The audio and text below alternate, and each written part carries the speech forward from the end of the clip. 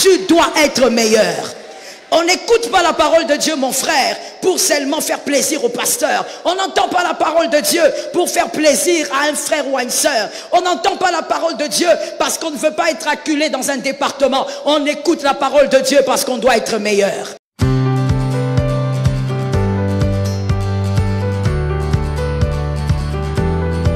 L'apôtre Jacques nous exhorte sur 5 éléments essentiels qu'un enfant de Dieu doit continuellement respecter dans sa vie chrétienne. Que quelqu'un me dise continuellement.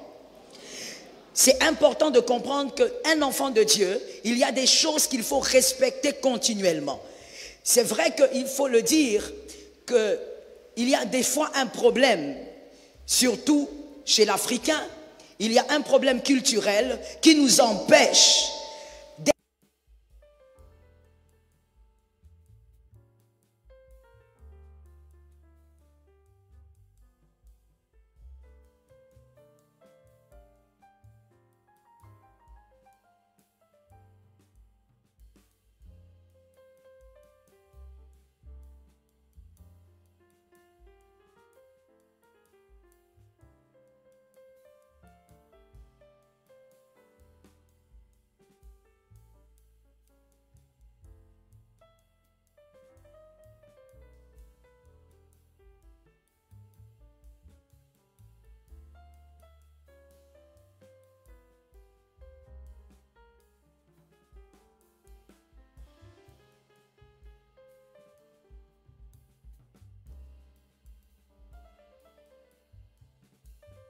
résultat. C'est lorsque vous connaissez beaucoup, mais vous ne faites rien de ce que vous connaissez. La connaissance n'est pas là pour vous rendre orgueilleux. La connaissance n'est pas là pour vous faire dire que vous connaissez. La connaissance est là pour vous amener à l'apprentissage ou encore vous amener à l'application. Que quelqu'un me dise application. Vous devez appliquer ce que vous connaissez. Voilà pourquoi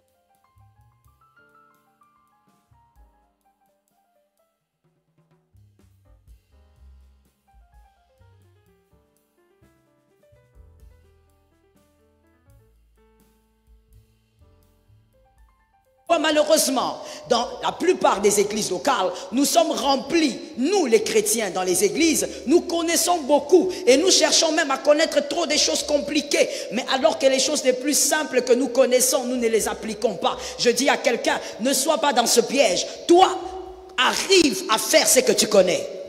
Arrive à pratiquer ce que tu connais. Voilà pourquoi, avant même de parler du sujet d'aujourd'hui, je veux t'exhorter à dire, tu as entendu beaucoup de prédications dans ta vie, mais dans tout ce que tu as entendu, qu'est-ce que tu as été capable de pratiquer?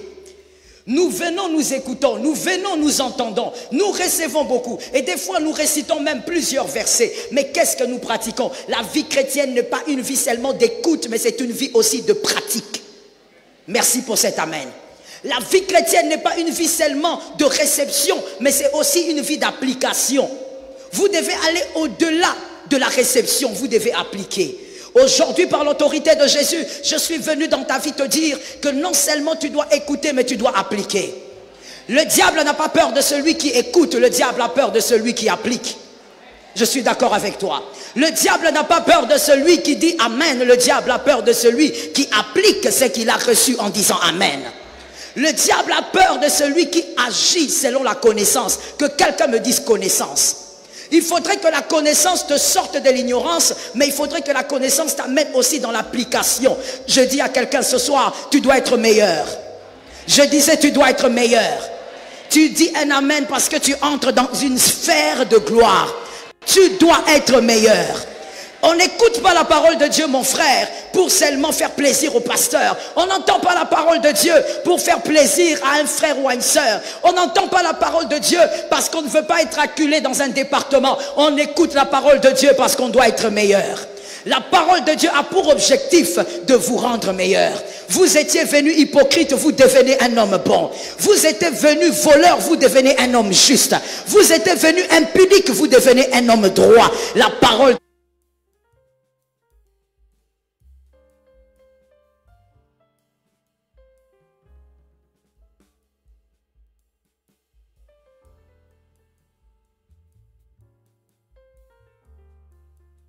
de Dieu doit vous rendre meilleur. Que quelqu'un dise à son âme, je dois devenir meilleur. Tu dois devenir meilleur. Aujourd'hui, nous entendons la parole de Dieu. Et d'ailleurs, des fois, dans l'église locale comme celle-ci, des fois même on entend et on écoute la parole de Dieu pour le voisin. Quand on parle, tu es là en train de dire, voilà, ça c'est Jocelyne, ça c'est Karine, ça c'est Monsieur Rubin. Est-ce qu'il a entendu? On parle de lui. Non, je ne suis pas en train de parler à ton voisin. Je suis venu m'adresser à toi. Je ne suis pas venu parler à celui qui est derrière toi. Je suis venu m'adresser à toi. Si tu étais assez parfait, l'Éternel ne t'aurait pas dit de venir en ces lieux. Il ne t'aurait pas sélectionné. Mais s'il t'a sélectionné, c'est parce que toi aussi tu as besoin de devenir meilleur. Je suis d'accord avec toi et j'ai aimé ton humilité. Ceux qui ont dit Amen, c'est ceux qui sont humbles. Parce qu'en réalité, tel que nous sommes là, personne n'est parfait. Si vous étiez parfait, vous serez au ciel. Mais parce que vous n'êtes pas parfait, vous êtes encore dans la maison de la transformation. Et cette maison, c'est l'église locale. Dieu vous attire parce que vous n'êtes pas parfait. Alors soyez assez humble pour reconnaître que cette parole, la parole que vous écouterez tout au long de cette croisade, c'est pour votre transformation. Que Jésus nous aide. Et donc, parmi les premiers éléments, j'ai dit qu'il y avait 5 éléments dans ce verset, mais parmi le premier élément que je vais présenter aujourd'hui, c'est que l'apôtre Jacques dit, l'apôtre Jacques nous accorde une recommandation, et il dit, approchez-vous de Dieu, et il s'approchera de vous. Approchez-vous de Dieu, et lui s'approchera de vous. Est-ce que ça veut dire que c'est nous qui devons aller vers Dieu en premier? Parce que Dieu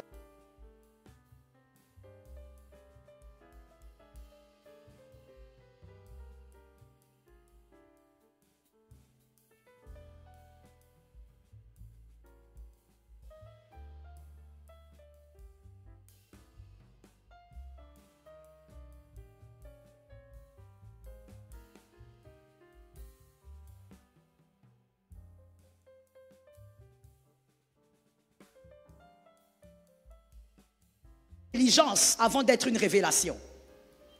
Lorsqu'un enfant de Dieu, je parle d'un enfant de Dieu et non d'un païen, lorsqu'un enfant de Dieu comprend qu'il doit s'attacher à Dieu, qu'il doit s'approcher de Dieu tous les jours, qu'il doit faire un effort pour encore être plus près de Dieu, c'est de l'intelligence avant que ça ne soit de la révélation. Et pas l'inverse. C'est d'abord de l'intelligence. Celui qui est intelligent, c'est celui qui sait que parce qu'il ne sait pas nager, il ne peut pas aller s'hasarder sur les eaux profondes. Celui qui est intelligent, c'est celui qui sait. Parce qu'il est incapable de nager, il ne sait pas nager, il ne va pas aller s'amuser autour de l'eau. C'est celui qui est insensé qui s'hasarde d'aller autour de l'eau alors qu'il ne sait pas nager. Qu'est-ce que j'ai envie de te dire? Celui qui s'approche de Dieu, c'est celui qui a vu sa faiblesse. Est-ce que quelqu'un m'a entendu? Est-ce qu'un homme intelligent m'a entendu? Celui qui s'approche de Dieu, qui comprend qu'il doit s'approcher de Dieu tous les jours, qu'il doit s'attacher à Dieu, c'est celui qui a compris qu'il est faible. Et pour comprendre qu'on est faible, il faut être intelligent.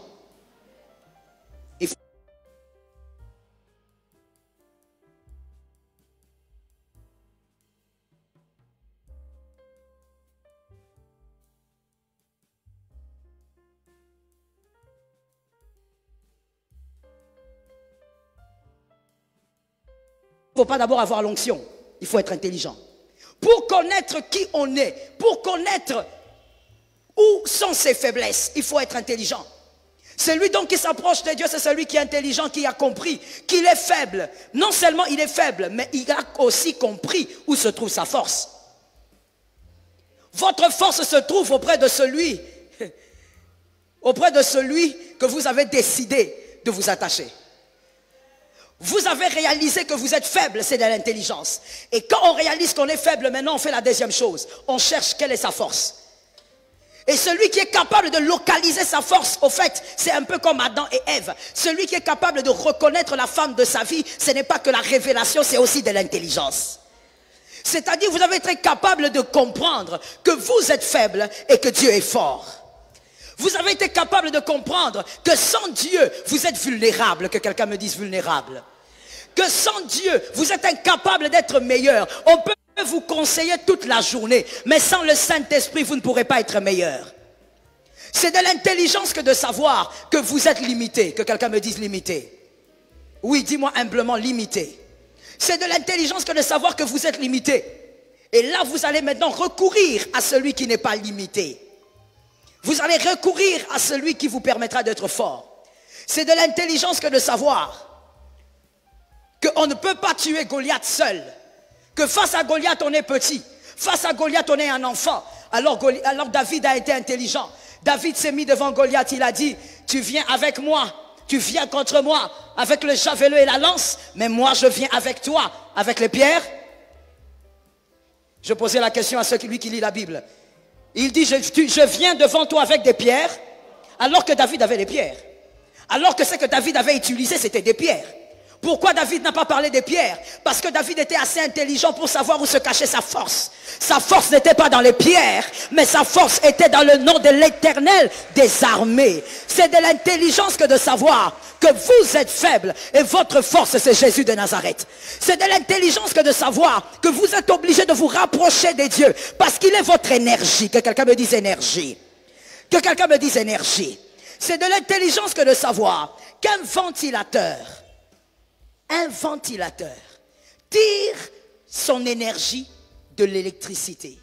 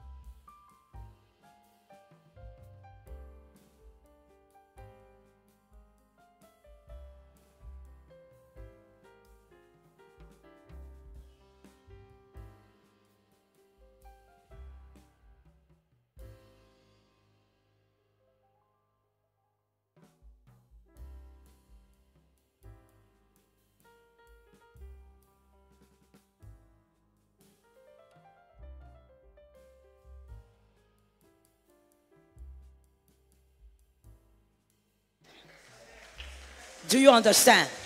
Tu ne peux pas bénir si tu ne tournes pas. Mais comment vas-tu tourner? Pour que tu tournes, il faut que tu sois connecté à quelque chose.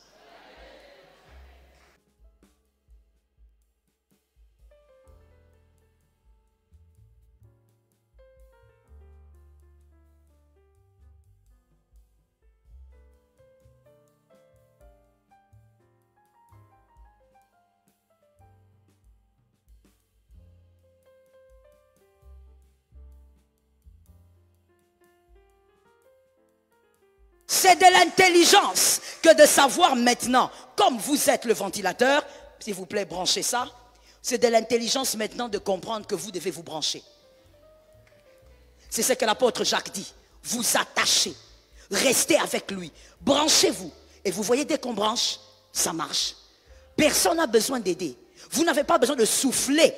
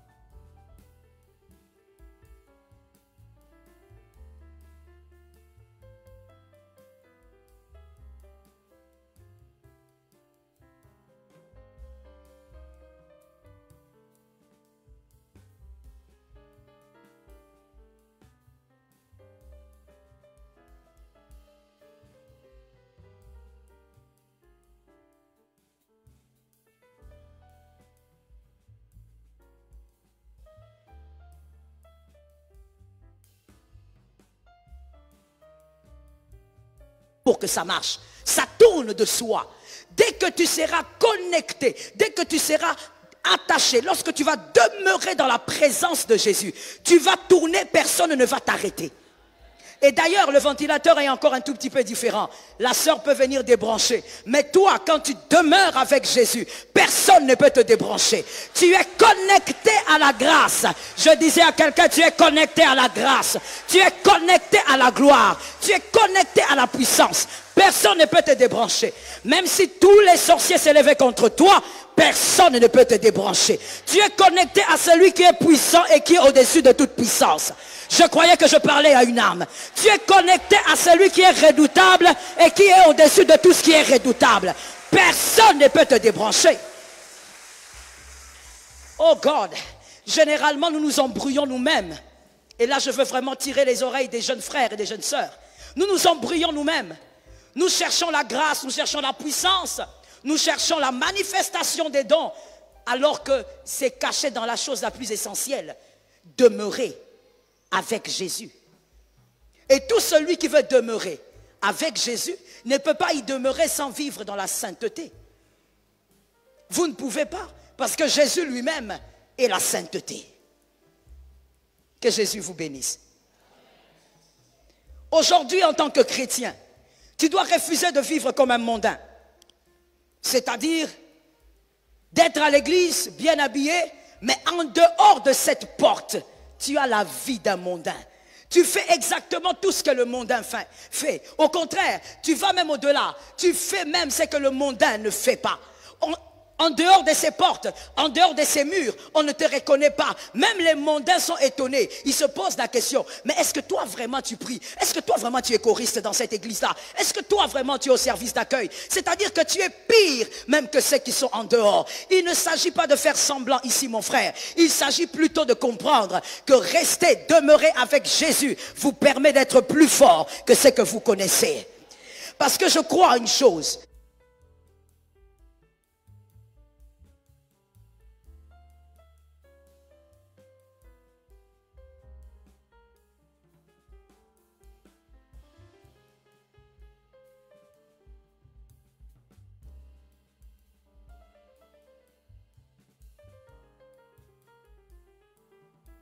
Je crois que si Jésus t'a racheté, c'est pour faire de toi un homme meilleur. C'est pour que tu deviennes plus fort. Mais tu ne peux pas devenir plus fort en dehors de la sainteté. C'est par la sainteté que tu deviendras plus fort. Lorsque tu t'approches du Christ, tes faiblesses sont couvertes par l'autorité de Jésus. Il y a quelque chose que nous aimons dire, toi et moi. Que Jésus nous guérisse de ça aujourd'hui. Il y a quelque chose que nous aimons dire qui se trouve dans Matthieu 26, 41. Nous aimons tellement ces versets. Et nous avons tellement mémorisé ce verset plus que notre propre nom. Quel est ce verset? Veillez et priez afin de ne pas tomber dans la tentation. L'esprit est bien disposé, mais la chair est faible. Ça, tout le monde connaît. Un verset que tout le monde connaît et que tout le monde récite tout le temps. Pourquoi? Parce que ça nous permet de justifier au fait nos erreurs. Ça permet de justifier nos péchés. Ça permet de justifier même le péché qu'on veut faire demain. On dit non, la chair est faible. De toutes les manières, qui ne pêche pas ici? De toutes les manières, tout le monde pêche. De toutes les manières, nous sommes tous mauvais. Je dis à quelqu'un ceci, écoute la sagesse. Ce n'est pas parce que l'échec existe que vous allez apprendre à votre enfant à aimer l'échec. L'échec est réel. Dans la vie, l'échec est réel. Même si vous êtes intelligent et fort, même avec l'onction, il vous arrivera d'échouer, même dans les affaires et autres. Mais ce n'est pas parce que l'échec existe que vous devez dire à votre fils, aime l'échec, que vous devez dire à votre fille, aime l'échec. Non, mon frère, nous sommes imparfaits, mais nous courons vers la perfection. J'aime ton amen. Nous sommes imparfaits, mais nous courons vers la perfection qui est Jésus de Nazareth. Et tu n'oublies pas aussi une chose, la Bible, la parole de Dieu, ressemble à un arbre qui a plusieurs branches. Il est écrit que l'esprit est disposé, la chair est faible, mais il est aussi écrit, que quelqu'un me dise, il est aussi écrit.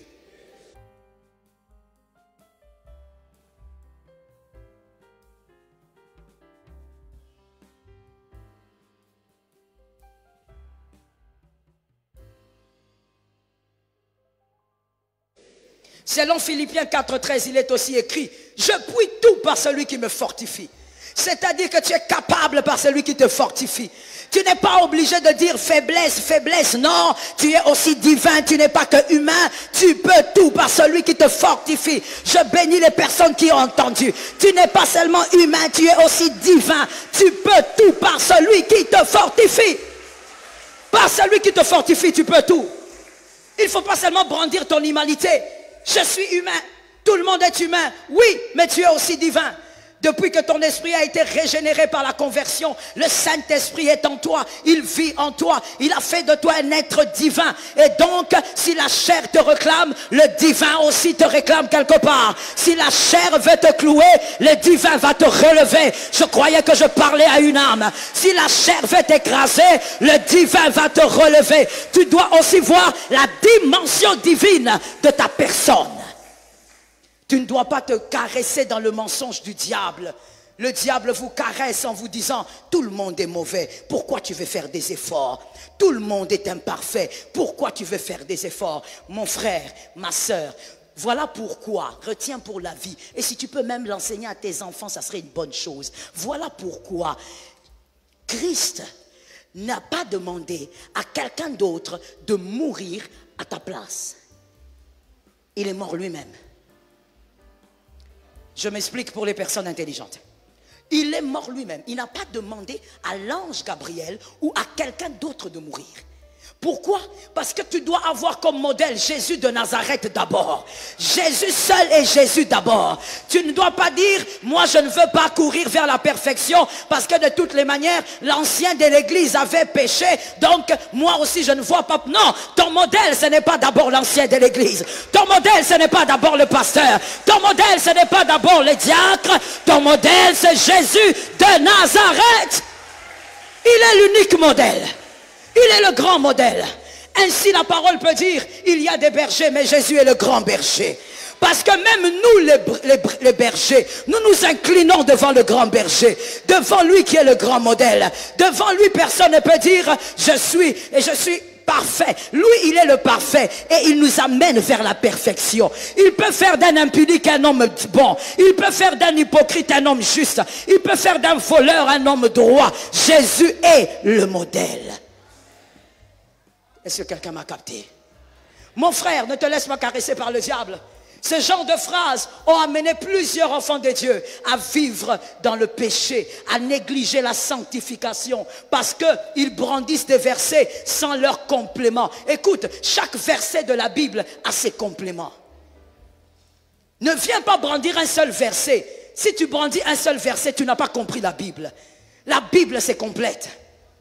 La chair est faible, c'est vrai. Mais Philippiens aussi dit, je puis tout. C'est-à-dire même ce péché qui a détruit ton père, toi tu peux le vaincre. Même ce péché qui a détruit ta mère, toi tu peux le vaincre. Même ce péché qui t'a détruit pendant des années, toi tu peux le vaincre. Parce que tu peux tout par celui qui te fortifie. Et tu dois croire que s'approcher des dieux te permet de vivre donc cette force, cette puissance. Pourquoi nous sommes faibles? Pourquoi nous nous sentons toujours incapables? Nous tombons toujours dans les mêmes péchés. Tu demandes pardon pour le même péché 50 fois dans une semaine. Pourquoi? Parce que tu es déconnecté à la présence. Tu négliges la présence.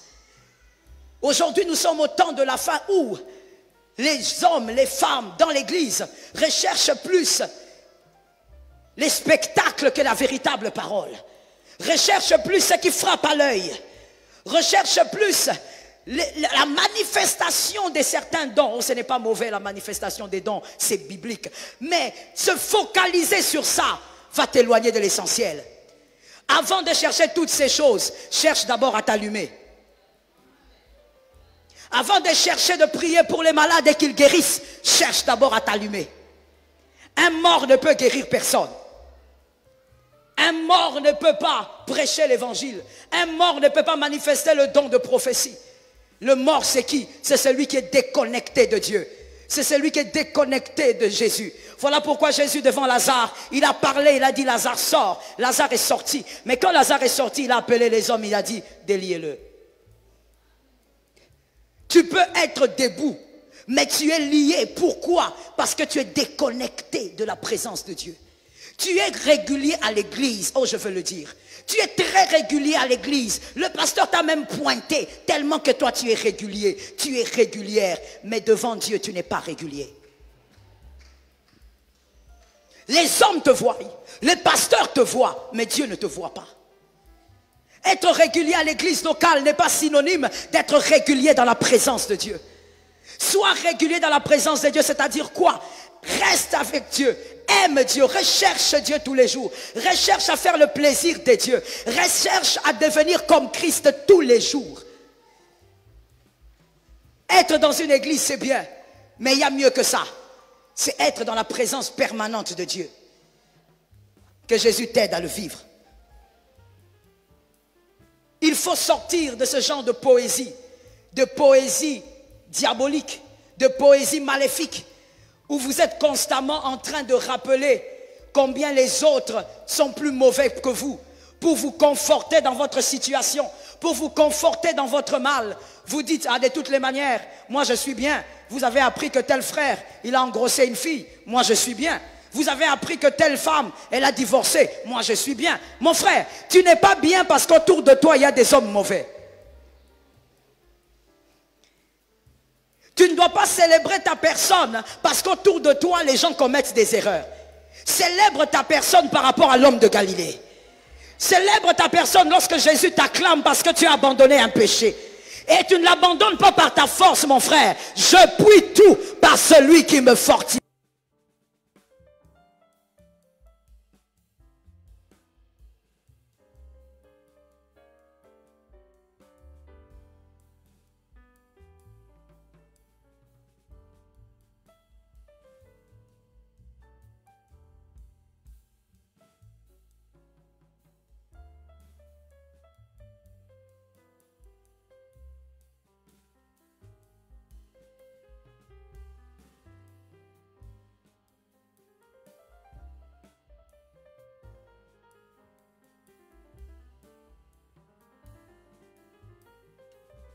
Pour parler à Dieu, il ne prend même pas 15 minutes.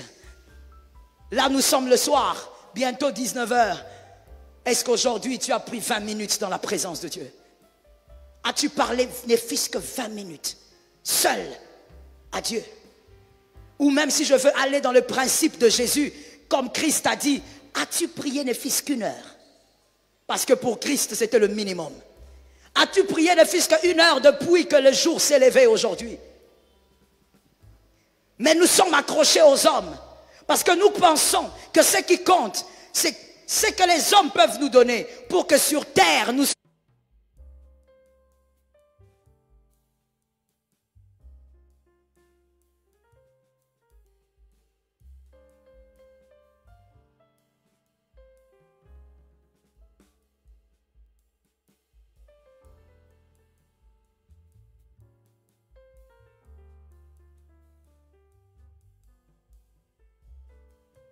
soyons en paix. Mon frère, ça ne sert à rien d'être riche et d'être dans le péché. Je reprends ça. Ça ne sert à rien d'être riche et de vivre dans le péché. Parce que la Bible dit, ça sert à quoi pour un homme? De gagner tout et de perdre son âme. Christ t'attend dans la sainteté. Christ t'attend dans la sanctification. Mais pour ça, tu dois t'attacher. Et lorsque tu t'attaches, oh oui mon frère, je te l'assure, moi-même je l'ai vécu. Quand tu t'attaches à Jésus, il y a des choses, toi-même tu vas commencer à découvrir que certaines choses t'ont quitté. Tu ne sais même pas quand est-ce que c'est parti. Tu es là en train de t'étonner, tu dis, oh, mais attends, moi j'étais colérique, mais où est passée la colère? Parce que la présence de Jésus te façonne. La présence de Jésus te taille. La présence de Jésus extirpe le mal. La présence de Jésus ôte le mal. Je dis la présence de Jésus. Aimer demeurer dans la présence. Avoir une vie, oh Jesus, avoir une vie avec Jésus. Avoir une intimité avec Jésus. Tu as une histoire avec ton église. Si on te donne le micro, tu vas me dire, je suis là depuis, je ne sais pas, 30 ans, depuis autant d'années. Tu as une histoire avec ton église. Tu as une histoire avec ta chorale. Tu as une histoire avec ton pasteur. Mais est-ce que tu as une histoire avec Jésus? Est-ce que tu as une histoire? Est-ce que tu vis une intimité avec Jésus qui te permet d'être meilleur? Ou tu es en train de te conforter dans le mal en regardant les autres? Tu dis, regarde comment tous ils sont mauvais. Regarde, oh là là, moi je suis bon. Moi je suis bon. Mon frère, si tu regardes ceux qui commettent les erreurs devant toi, tu vas arrêter de regarder Jésus. Et tu vas entrer dans une illusion. Tu n'es pas bon. Voilà pourquoi tu es là. Nous ne sommes pas bons. Voilà pourquoi nous sommes là. Tu dois être meilleur tous les jours. Mais c'est possible seulement si tu t'attaches. L'attachement. Dans Luc 23, 43, il s'est passé quelque chose de merveilleux. Jésus démontre quelque chose au brigand. Que quelqu'un me dise le brigand. Je ne t'ai même pas entendu. Que quelqu'un me dise le brigand. Il y a quelque chose qui s'est passé. Le brigand dit à Jésus, je vais rapidement, c'est une histoire que tu connais. Le brigand à la croix, ils sont à deux. Et l'un, il est incrédule et l'autre est crédule. Et celui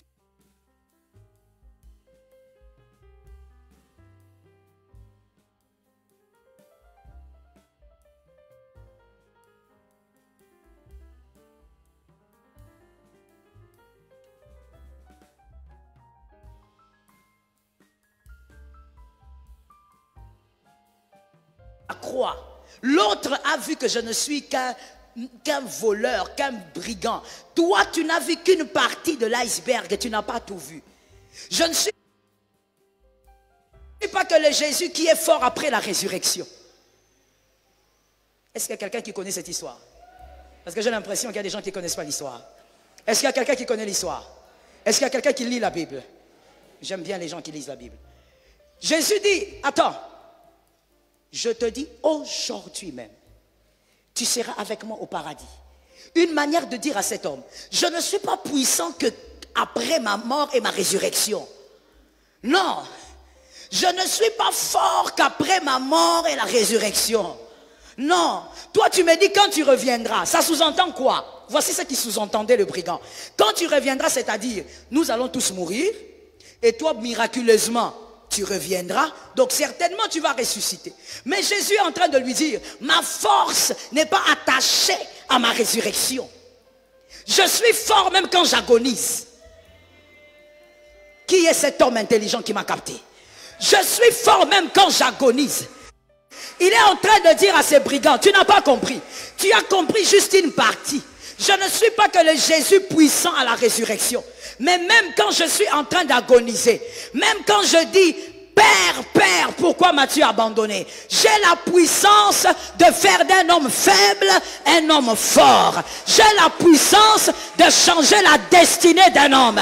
Ah, je bénis celui qui a entendu. Jésus a la puissance de changer la destinée et le parcours d'un homme.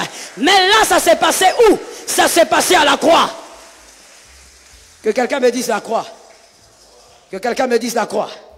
Ça se passait à la croix. Il est en train d'agoniser. Il est en train de souffrir atrocement. C'était une mort tellement atroce qu'on a du mal à décrire le type de mort que ces trois hommes avaient subi. Et Jésus était là. Pendant qu'il était en train d'agoniser, il dit, aujourd'hui même, c'est-à-dire dans la faiblesse de Jésus, dans les moments de faiblesse, dans les moments d'agonie de Jésus, il était quand même capable de rendre un homme mauvais bon. Il était quand même capable de prendre une destinée et de changer la destinée éternelle de cet homme, alors qu'il était à la croix. Mais tu vois ce matin, que quelqu'un, oh, pas ce matin, c'est parce que j'ai prêché le matin, que quelqu'un me dise ce soir, que quelqu'un me dise ce soir, mais tu vois ce soir, ce n'est pas un Jésus agonisant que je te présente. Ce n'est pas un Jésus qui est en train de souffrir à la croix que je te présente. La croix est vide et non seulement elle est vide, mais le tombeau aussi, il est vide. Je te présente un Jésus puissant. Je te présente un Jésus redoutable, glorieux à la droite du Père. Ce Jésus est capable de te changer, de te sortir du péché et de t'amener vers la sainteté. Ce Jésus-là est capable. S'il a été capable de toucher la destinée du brigand, il est capable de toucher la tienne. Oh mon Dieu, pourquoi aujourd'hui nous nous comportons comme si le Jésus que nous prêchons, le Jésus avec qui nous vivons est un Jésus faible, un Jésus fatigué. Il n'est pas un Jésus fatigué. Il est un Jésus plus que puissant. Il est un Jésus qui est capable de prendre une prostituée et de faire d'elle une apôtre. Il est un Jésus capable de prendre le plus mauvais d'une famille et de faire de lui une référence. Tu dois croire que Jésus est capable de le faire. Attache-toi à Jésus pour demeurer dans la véritable sainteté. Oh my God, est-ce que quelqu'un croit que Jésus est capable de faire de lui un homme meilleur, malgré ce que tu as vécu? D'ailleurs, je sens quelque chose dans mon esprit, laisse-moi le dire. Écoute, dans ton passé, il y a des choses que tu as vécues. Il y a même des gens qui t'ont fait tellement de mal en pensant que le mal qu'ils t'ont fait allait te déformer. Mais malheureusement pour eux, il y a une bonne nouvelle pour toi. Jésus a permis que tu guérisses de tes blessures et qu'aucun homme fasse de toi un monstre, qu'aucun homme déforme ta personne. Jésus est capable. Ne disons pas seulement que Jésus est celui qui fait marcher les paralytiques. Jésus est celui aussi qui purifie. Jésus est celui aussi qui rend meilleur. Jésus est celui... Voilà pourquoi je veux dire à quelqu'un quelque chose. Retiens ça s'il te plaît. Lorsque tu vois, oh my God, ne juge pas celui qui est à tes côtés dans l'église locale. Ne le fais pas. Tu es venu pour toi, concentre-toi sur les serpents d'airain. Est-ce que quelqu'un est avec moi? C'est comme ça que quand le peuple d'Israël était mordu par les serpents brûlants, Dieu a dit à Moïse, élève un serpent d'airain. Et dit que tout celui qui va regarder le serpent d'airain, c'est celui-là qui va être guéri. Mon frère, quand tu viens dans l'église locale, focalise-toi sur Jésus. Focalise-toi sur le serpent d'airain. Parce qu'en réalité, toi, tu peux venir à l'église, tu vois une sœur que toi, tu avais connue il y a 10 ans. Elle était une grande prostituée dans le quartier. Et quand tu la vois arriver, tu es là en train de la dédaigner. Tu la regardes de haut, tu dis, qu'est-ce qu'elle vient faire ici? Qu'est-ce que ce genre de fille vient faire ici? Attention. Je dis à quelqu'un, attention. Jésus, il est capable, pendant le temps où toi tu l'avais connu et après le temps où toi tu ne la voyais plus, de prendre cette personne et de la transformer par le pouvoir du Saint-Esprit et de faire d'elle une personne meilleure, une évangéliste pour les âmes. Je disais à quelqu'un, Jésus est capable de transformer, Jésus est capable de rendre pur et de vous amener à vivre dans la pureté. Aujourd'hui, on veut te convaincre. Il y a des gens qui veulent te convaincre que ce n'est pas possible de vivre dans la sainteté. On présente la prédication de la sainteté comme la prédication de la condamnation. La prédication de la sainteté ne condamne personne. Elle rappelle à tout homme que tu peux être meilleur. Je suis d'accord avec toi. Si tu n'es pas d'accord, je ne sais pas pourquoi, mais je te laisse comme ça. Je disais, la prédication de la sainteté, la prédication de la sanctification n'est pas une prédication de condamnation. C'est une prédication qui te rappelle tous les jours que tu n'es pas de la race des pécheurs. Toi, tu es la race de ceux qui vivent dans la sainteté. Toi, tu es le modèle pour cette nation et pour ton église. Tu es un modèle de sainteté. Est-ce que quelqu'un m'entend? Il est temps, mon frère, oui, je le crois. Il est temps en ce moment que des personnes païennes se convertissent, pas parce que tu as prêché, mais parce qu'ils t'ont vu vivre. Oh God, où sont ces personnes-là? On te regarde vivre dans ton quartier avec ton mari, avec ta femme, et ça touche tellement que les gens se convertissent. On te regarde vivre dans le quartier avec tes fils, avec tes filles, et les gens sont convertis. Il y a des pères qui sont bons à l'église, mais très mauvais pères chez eux. C'est à l'église qu'il a le sourire. C'est à l'église qu'il peut prendre un frère, qu'il peut prendre une sœur pour l'aborder, pour la consoler, mais il n'a jamais embrassé son fils. C'est à l'église qu'on verra certaines femmes être des très bonnes diaconesses, des très bonnes sages, mais quand tu la vois vivre chez elle, tout le quartier se pose des questions. Est-ce que cette femme prie? Il est temps que nous puissions prêcher par notre vie. Ah, tu sais d'où vient le nom chrétien? Le nom chrétien vient d'où? Personne n'avait dit à Pierre ou Paul, ces apôtres n'ont pas dit, nous sommes des chrétiens. Ce nom-là est venu des autres. Les païens ont vu les apôtres vivre et ils ont dit, tiens, ils ressemblent à celui qui a été tué. Ce sont des chrétiens, les petits Christ.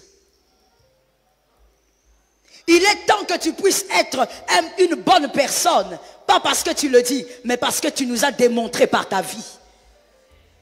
Et on ne te demande pas de faire un effort humain, tu ne vas pas y arriver. Il y a un fils qui me disait, un fils spirituel, à chaque fois que je décide d'arrêter de commettre l'impudicité, c'est ce jour-là que je tombe. À chaque fois que je décide de ne pas toucher cette fille, c'est ce jour-là que je tombe. Ce n'est pas par ta force que tu vas arrêter, mais c'est en te connectant à celui qui est éternel. Parce que celui-là, regarde ce qui se passe. Lorsque tu viens vers Jésus, lorsque tu veux t'attacher à Jésus, Jésus voit ta volonté, Jésus voit le désir. Jésus, par ses compassions, te couvre. Et quand il te couvre, il te bonifie. Quand il te couvre, il te capacite. Il fait de toi une meilleure personne. Tu sors de la présence de Dieu avec une autre énergie. Tu n'avais pas la force, ce n'est plus mentir, mais tu sens que tu n'es plus capable de mentir. Que l'Éternel te l'accorde. Tu n'avais pas la force de vivre droitement, mais tu sens après la présence que tu n'as plus la force d'être hypocrite. Que l'Éternel te l'accorde. L'église est un lieu de transformation. Jésus est le Dieu de transformation. Mais tu dois croire en cette transformation. Croire que la sanctification est encore d'actualité. Croire que la sanctification est une bénédiction. Écoute-moi bien mon frère. Il y a des choses que la sanctification accorde. Oh Lord. Qu'un don spirituel ne peut pas accorder. Il y a des choses que la sanctification accorde qu'un don spirituel ne peut pas accorder.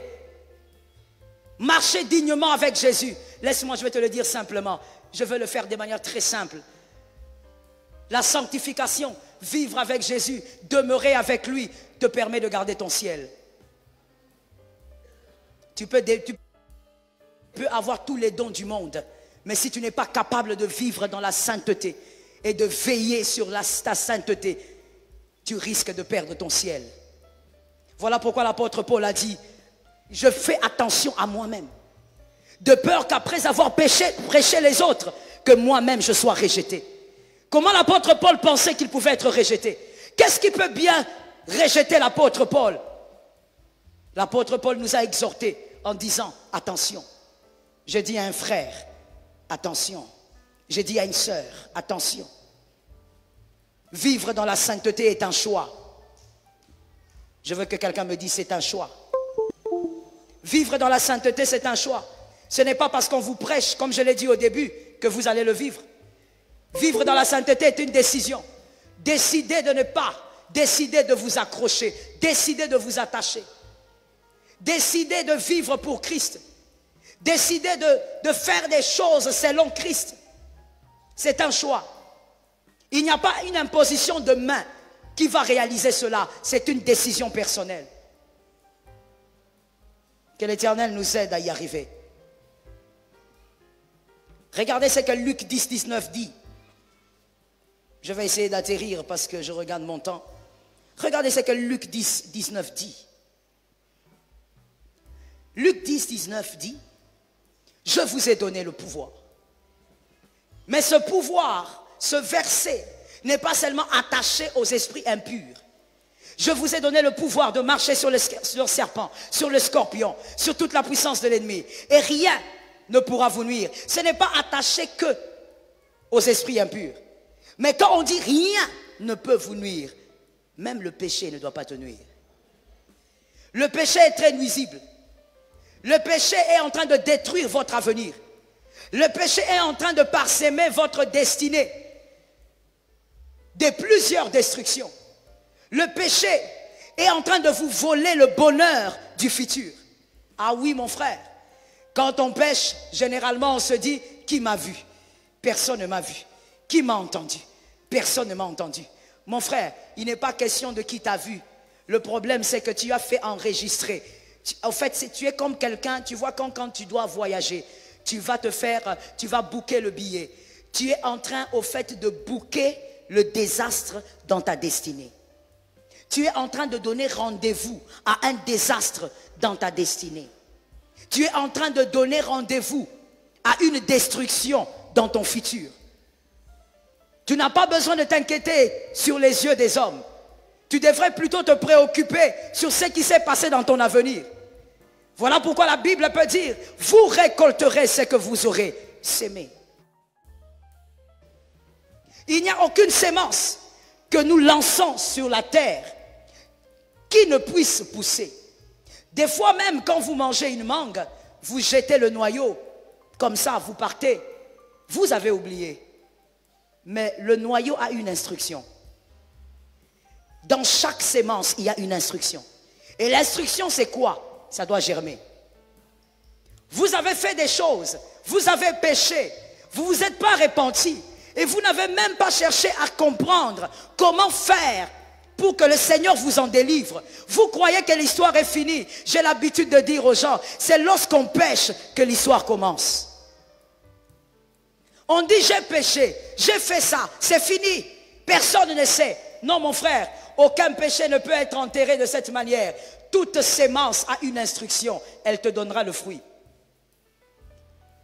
Vous savez, ça ressemble un peu à des moments où vous n'avez pas envie de manger. Je ne sais pas si ça vous est arrivé quand vous étiez enfant. Mais moi, ça m'est arrivé de temps en temps quand j'étais enfant. C'est vraiment agaçant. Vous n'avez pas envie de manger, mais les parents vous forcent. Ça vous est déjà arrivé? Il y a des gens qui ont vécu ça. Vous n'avez pas faim. Oh mon Dieu, les parents aussi. Vous n'avez pas faim, mais les parents vous forcent. Mange, c'est bien pour toi, c'est bien pour ta santé. C'est à ça que ressemble la sémence du péché. Lorsque vous allez arriver dans votre futur, lorsque vous allez arriver en 2023, le péché va te tendre le fruit. Tu vas dire non, non, non, non, ça c'est quoi ça? Le péché va te dire c'est ce que tu dois récolter, prends. Tu as oublié? En 2020, le 16, tu as oublié ce que tu avais fait? Voici le fruit. Chaque péché porte une sémence. Et la sanctification est le remède à cette semence. La sanctification est notre délivrance. La sanctification est la solution, notre voie de sortie. Ainsi tu peux pécher, tu demandes pardon sincèrement devant le Seigneur et tu restes attaché à Jésus. L'homme de Galilée va prendre en charge ta vie. L'homme de Galilée va prendre en charge ton avenir. Ainsi comme il avait nettoyé la destinée éternelle du brigand. J'ai dit à un homme, à une femme, tu dois aimer t'accrocher à Dieu. Tu dois aimer vivre dans la sanctification. Le péché est nuisible. L'adultère est nuisible. L'impudicité est nuisible. L'hypocrisie, on ne cite pas ça, mais c'est aussi un péché. C'est nuisible. Tu viens dire à ton frère une chose, mais dans ton cœur, tu en as une autre. Tu parles à ton frère en face, des fois même c'est à l'église, mais tu penses autrement. Tu dis à ton frère, je te ferai du bien, mais ton cœur est énervé quand tu le vois élevé, quand tu le vois avancer. Le péché te détruit. Le péché détruit ton caractère. Je veux même vous dire une chose que vous avez peut-être remarqué. Le péché détruit même votre visage. Le péché avilit. Celui qui pêche beaucoup, celui qui vit dans le péché, vous allez remarquer, même avec le maquillage, elle n'est toujours pas bien.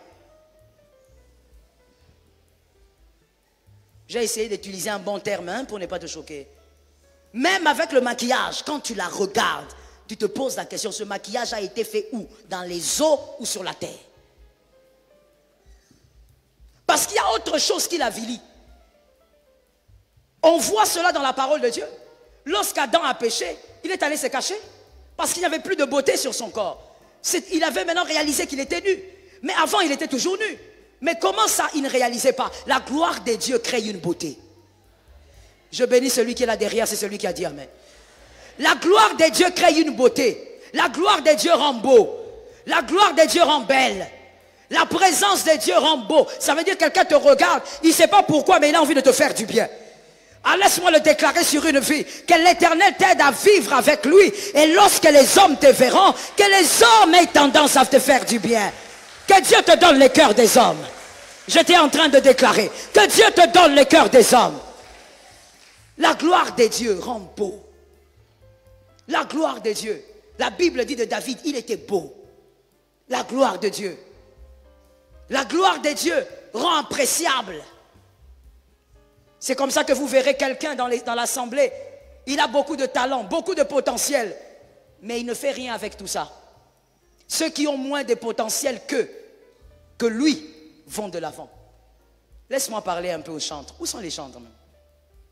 Ils sont où? Ils sont là. Ah d'accord. Ah c'est bien qu'on vous a entassé à un seul endroit. Comme ça je peux très bien vous localiser. Vous pouvez donner un amen? La maladie des chantres. Moi j'ai toujours taquiné mes fils spirituels en disant, je ne sais pas si c'est l'onction de David qui est sur vous, mais les chantres ont une maladie. Vous pouvez avoir beaucoup de talent, bourré de talent, mais vous constatez qu'avec votre talent, vous ne faites rien. Vous n'allez nulle part. Mais vous allez voir que celui qui a moins de talent que vous est en train de prospérer. Tout n'est pas une affaire de don. Tout n'est pas une affaire de talent. La gloire des dieux propulse. La gloire des dieux fait avancer. La gloire des dieux donne une position. Est-ce que quelqu'un m'entend? Merci Saint-Esprit.